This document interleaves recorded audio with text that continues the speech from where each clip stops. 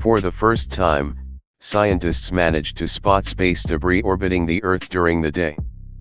Near-Earth orbit is getting awfully crowded, as dead satellites, rocket parts, and the remains of in-orbit collisions or explosions turn space into a dangerous minefield, and that's saying nothing of the operational satellites that need to navigate the whole mess.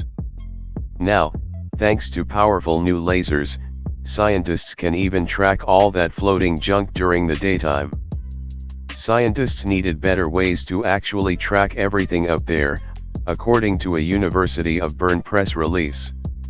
They found a new technique that doesn't force them to wait until nightfall.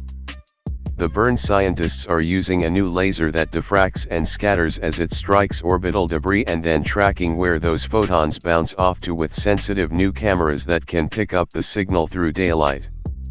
Thanks to the laser, the team hopes to take more precise measurements than ever and help space agencies navigate the cosmos without playing bumper cars along the way. The possibility of observing during the day allows for the number of measures to be multiplied, Bern astronomer Thomas Skildnik said in the release. More accurate orbits will be essential in the future to avoid collisions and improve safety and sustainability in space.